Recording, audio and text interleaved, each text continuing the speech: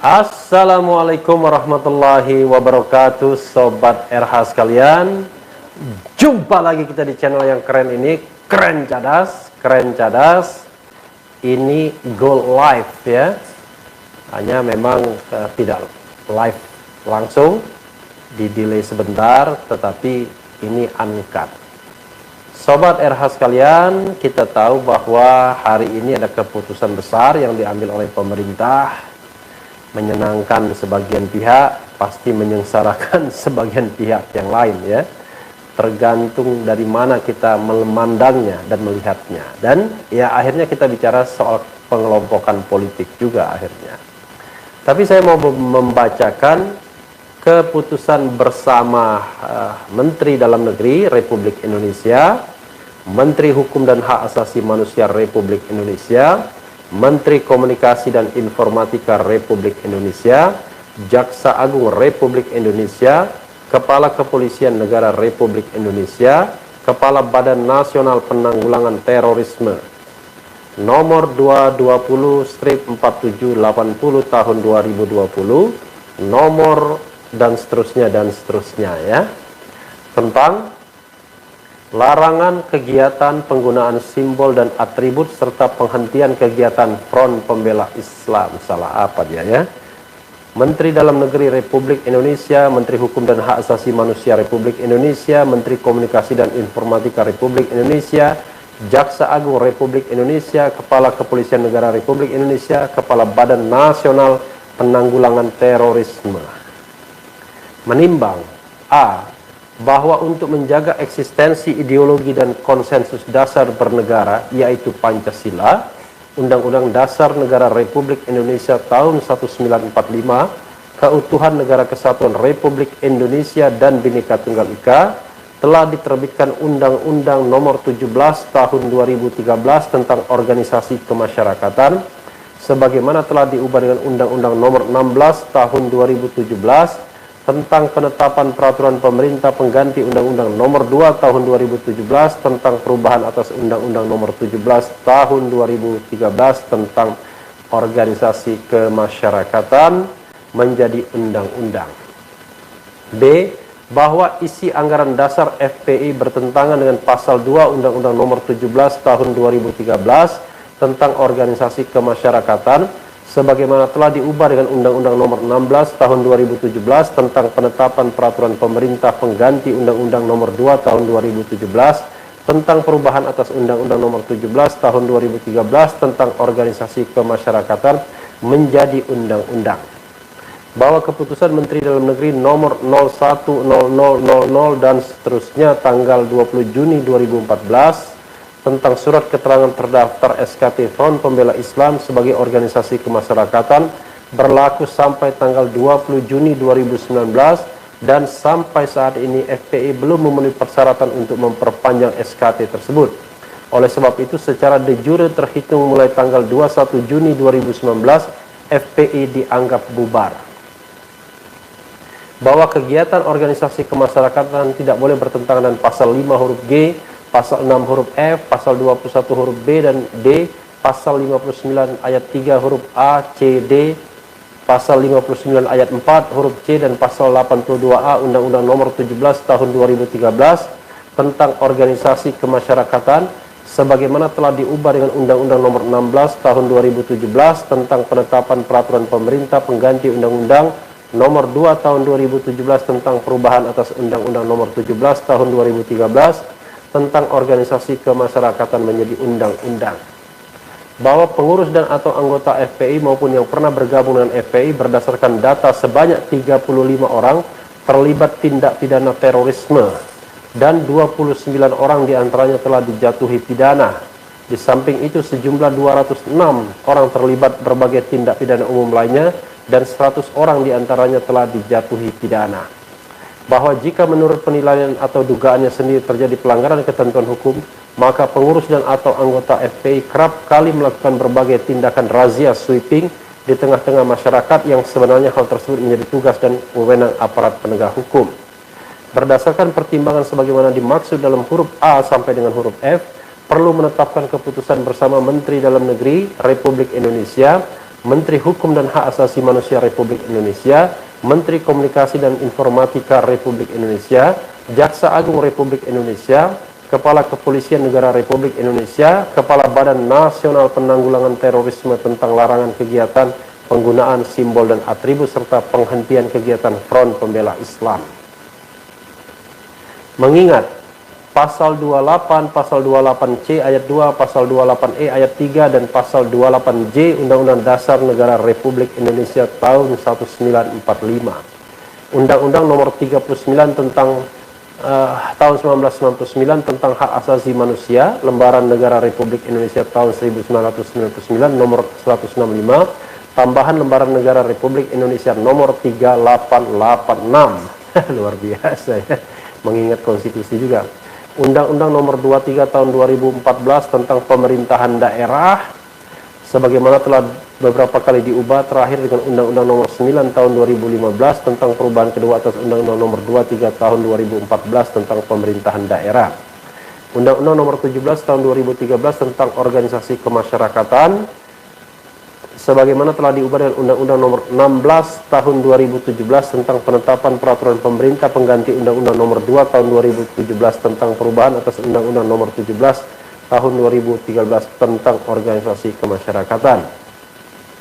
Putusan Mahkamah Konstitusi nomor 82 PU 11 2013 tanggal 23 Desember 2014 ya.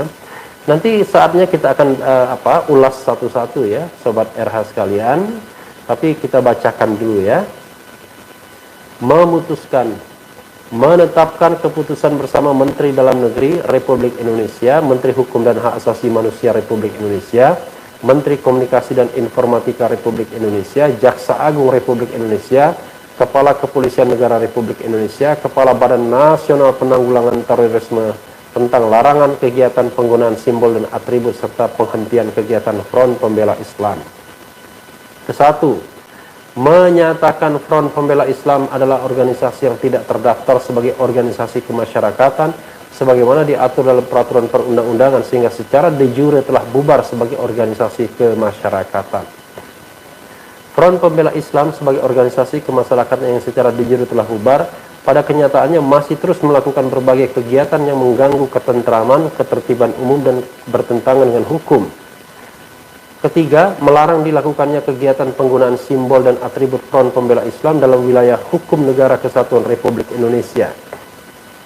Keempat, apabila terjadi pelanggaran sebagaimana diuraikan dalam diktum ketiga di atas, aparat penegak hukum akan menghentikan seluruh kegiatan yang sedang dilaksanakan oleh Front Pembela Islam. Kelima, meminta kepada warga masyarakat untuk tidak terpengaruh dan terlibat dalam kegiatan penggunaan simbol dan atribut Front Pembela Islam. B. Untuk melaporkan kepada aparat penegak hukum setiap kegiatan penggunaan simbol dan atribut Front Pembela Islam. Keenam, kementerian lembaga yang menandatangani surat keputusan bersama ini agar melakukan koordinasi dan mengambil langkah-langkah penegakan hukum sesuai dengan ketentuan perundang-undangan.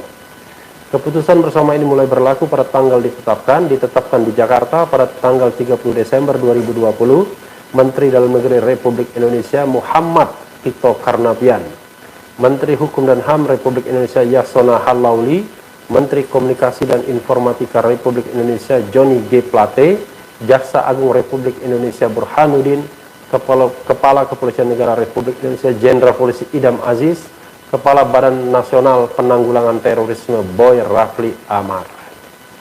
Ya, sahabat RH sekalian, itu tadi surat keputusan bersama ya.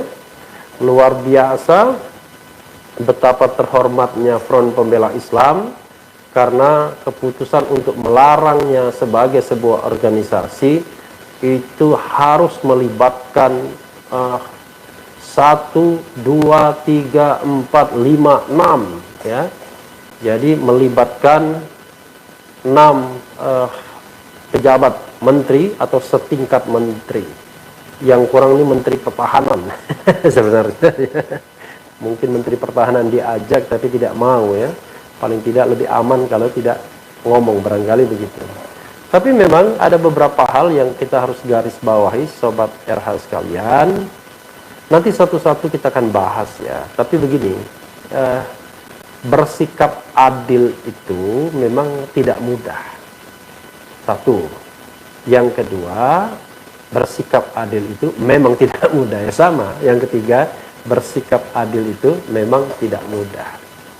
Apalagi terhadap kelompok yang aspirasinya berbeda dengan kebetulan mereka yang sedang berkuasa.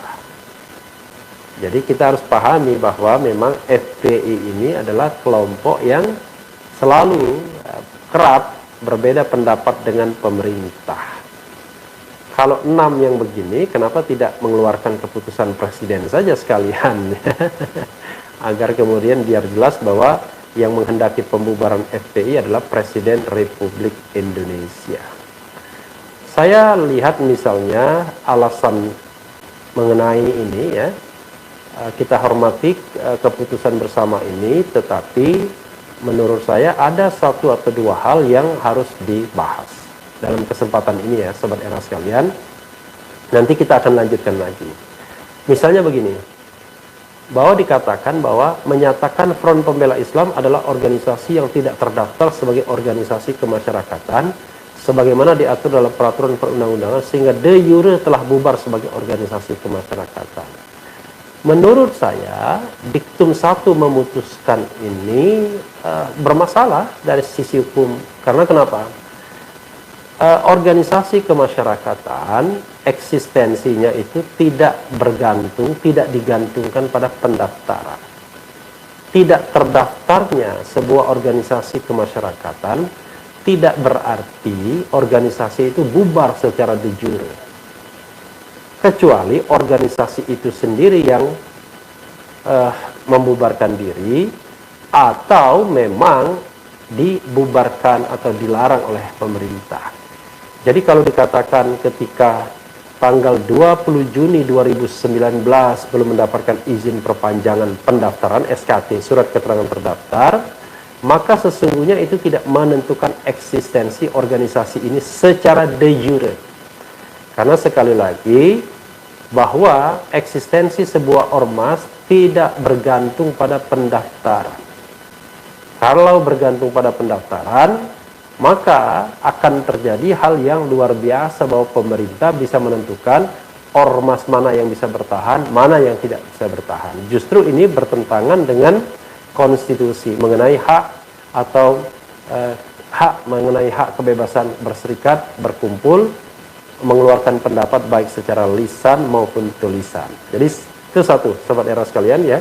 Sekali lagi, menurut saya tidak benar bahwa secara de jure FPI bubar sejak tanggal 20 Juni 2019 ketika surat keterangan terdaftar mereka sudah berakhir dan belum dikeluarkan yang baru. Itu tidak menentukan eksistensi sebuah organisasi, kecuali dikaitkan dengan kepentingan pemerintah, misalnya mendapatkan bantuan, mendapatkan undangan kegiatan, mendapatkan macam-macam dari pemerintah yang merupakan fasilitas pemerintah. Banyak sekali organisasi yang tidak perlu mendaftar, organisasi apa saja, ya seperti yang saya katakan, saya ketua organisasi alumni di S3, juga di SMA saya, dan tidak perlu mendaftar ke Kementerian Dalam Negeri atau Kesbang PON. Tetapi organisasi itu tetap secara de jure berdiri karena memang syarat de jurenya misalnya cukup dengan akta notaris misalnya, syarat de jurenya, dan tidak dibubarkan oleh mereka yang terlibat dalam proses pembentukannya, misalnya begitu ya, secara de jure. Kalau secara de facto ya, saya kira de facto justru kita lihat dari kegiatan-kegiatannya. Dan kalau soal de facto ya tidak usah diperbincangkan lagi, FPI memang sudah diakui oleh masyarakat sebagai sebuah organisasi. Kemudian kedua, Front Pembela Islam sebagai organisasi kemasyarakatan yang secara de jure telah bubar, pada kenyataannya masih terus melakukan berbagai kegiatan yang mengganggu ketertiban umum, ketentraman, ketertiban umum, dan bertentangan dengan hukum. Nah, ini juga perlu digarisbawahi, Sobat Era sekalian. Artinya diktum kedua ini kan menunjuk kegiatan setelah tanggal 20 Juni 2019. sampai sekarang. Ketika dikatakan mengganggu ketentraman, kita harus tahu apa kegiatannya. Apakah kegiatan tersebut kemudian ditindak atau tidak. Kemudian dia katakan mengganggu ketertiban umum. Bagian yang mana dianggap mengganggu ketertiban umum? Dan bertentangan dengan hukum juga kegiatan yang apa? Karena dalam hukum tidak bisa kita memberikan sesuatu hal seperti blanket, seperti satu bungkusan, pokoknya Anda saya nggak mau peduli, pokoknya Anda buruk. Kan tidak bisa begitu. Harus secara spesifik kegiatan apa yang dimaksud dan apakah kegiatan ini akan berujung pada pembubaran ormas. Bagaimana kalau kita bandingkan dengan misalnya menteri dari sebuah partai politik yang dicokok oleh KPK. Apakah kemudian tidak ada pikiran untuk membubarkan partai politik tersebut misalnya? Mana kegiatan yang paling mengancam eksistensi NKRI antara kegiatan kerumunan misalnya, kalau memang itu yang ditunjuk, dengan kegiatan korupsi bansos misalnya. Korupsi bantuan sosial yang jelas-jelas dilakukan oleh kader partai politik misalnya. Jadi sobat era sekalian, kita harus adil dalam konteks ini untuk menilai sebuah perbuatan itu apakah pantas diganjar dengan pembubaran ormasnya. Padahal kita tahu misalnya hampir setiap saat, bukan hampir setiap saat, hampir semua partai politik, bahkan semua partai politik yang ada di parlemen itu pernah melakukan tindak pidana korupsi kadernya. Bahkan tidak hanya kadernya, tapi ketua umumnya. Tapi tidak ada sanksi pembubaran partai politik kan? Tidak ada aspirasi seperti itu. Padahal yang melakukan korupsi itu adalah ketua umumnya. Jadi kita harus adil sobat era sekalian dalam memandang masalah ini. Jadi dua diktum itu menurut saya, diktum ke-1 dan ke-2 itu sangat bermasalah. Diktum ke-1 menurut saya tidak benar, menurut pandangan saya ya. Diktum kedua adalah itu terlalu umum dan berkesan, bernuansa tidak adil juga karena tidak menyebut kegiatan apa yang mengganggu ketentraman, ketertiban umum dan bertentangan dengan hukum. Kalau hanya pakai perasaan ya susah. Saudara sekalian, perasaan saya tidak suka dengan FP kan susah. Kita tidak bisa menegakkan hukum hanya dengan perasaan, tapi harus dengan fakta dan data. Dan apakah fakta dan data itu memang pantas diganjar dengan sebuah pembubaran ormas? Bandingkan fakta dan data itu dengan kasus-kasus yang melibatkan misalnya partai politik, korupsi partai politik. Jadi sobat era sekalian, sekali lagi saya katakan, memang bersikap adil itu tidak mudah dan tidak gampang. Terutama terhadap mereka yang barangkali aspirasi politiknya berbeda. Itulah sebabnya saya termasuk orang yang sejak 2017 itu menentang keberadaan Perpu Ormas nomor 2 tahun 2017 yang menurut saya bukan mencirikan negara hukum, karena bisa menghukum sebuah ormas tanpa due process of law, hanya dengan subjektivitas dan bubarlah ormas tersebut. Padahal kalau kita mau jujur ya, ini mohon maaf ya, misalnya partai politik, coba bayangkan ketua umumnya korupsi, sekjennya juga korupsi, sudah dihukum semua. Tapi apakah ada keinginan untuk membubarkan partai politik tersebut? Tidak ada sama sekali. Karena dengan cepat orang akan mengatakan, penegak hukum akan mengatakan, pejabat-pejabat akan mengatakan, wah itu kan kelakuan oknum, bukan organisasinya. Ya, tetapi yang korupsi itu adalah pejabat puncaknya. Dan bisa jadi uang yang dipakai untuk fundraising kegiatan partai politik dan ini sudah menjadi rahasia umum. Di luar negeri bisa dibubarkan partai politik seperti itu.